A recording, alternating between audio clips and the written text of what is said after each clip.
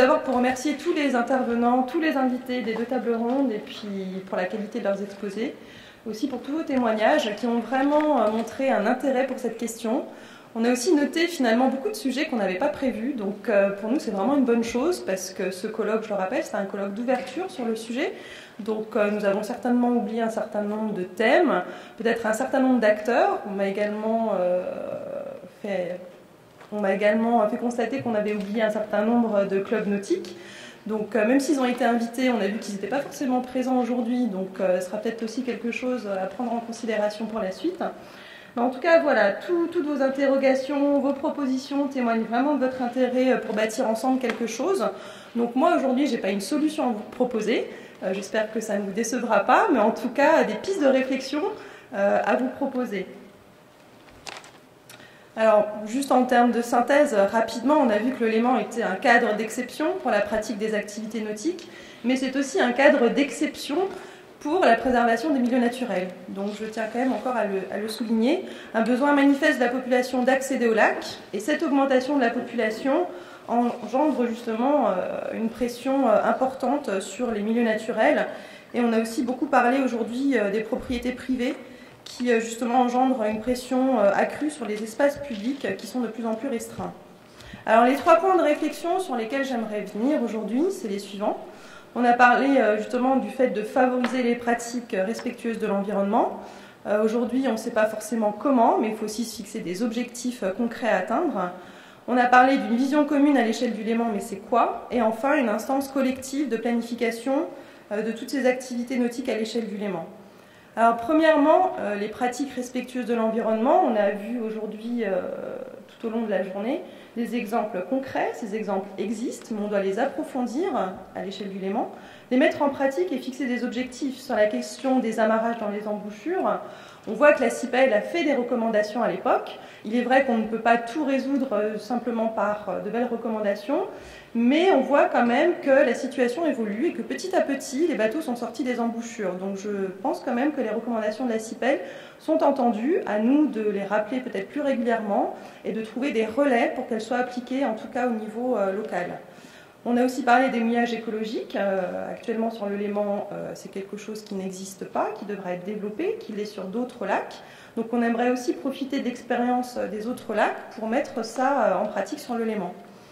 On a parlé des systèmes collectifs. Alors on voit que là on n'est pas tous d'accord. Certains disent qu'il faut plutôt mettre en place des petits ports.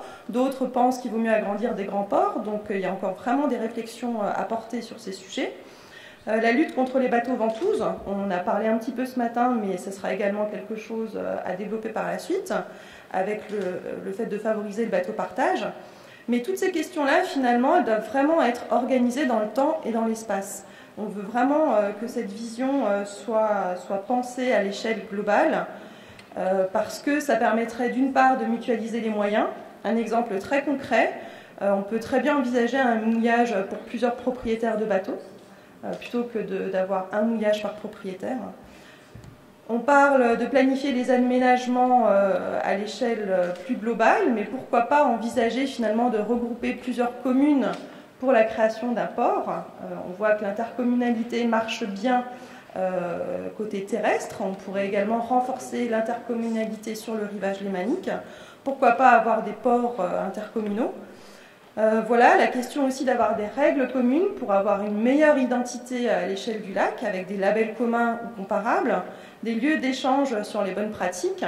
Alors, certains ont évoqué le fait que la CIPEL pourrait être un lieu d'échange.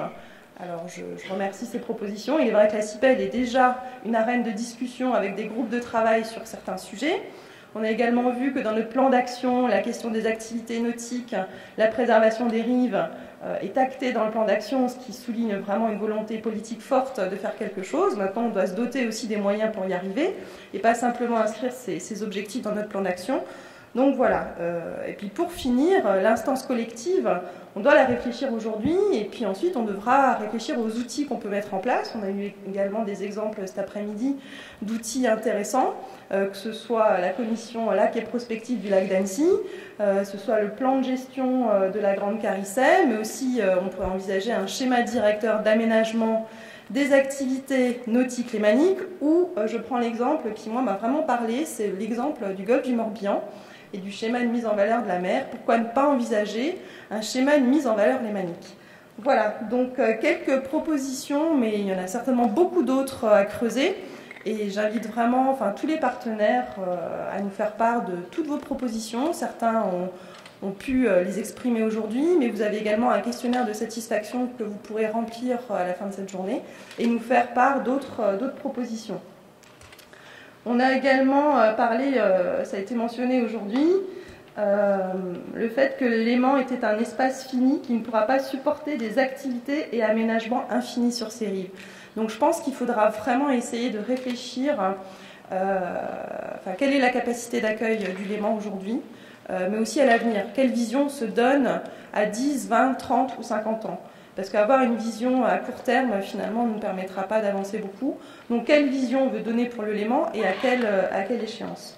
Voilà, donc ce colloque était une première étape d'un processus à plus long terme, dont les grandes lignes se sont dessinées aujourd'hui, y compris grâce au coup de crayon de Mix et Remix, qui nous a vraiment illustré parfaitement cette journée. Donc merci beaucoup.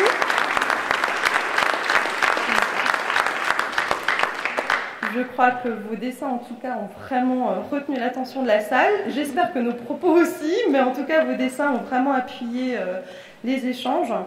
Et je pense que voilà, avec une petite dose d'humour, finalement, on arrive à régler beaucoup de conflits. Donc merci à vous. Et maintenant, on vous invite tous à poursuivre par une petite verrée.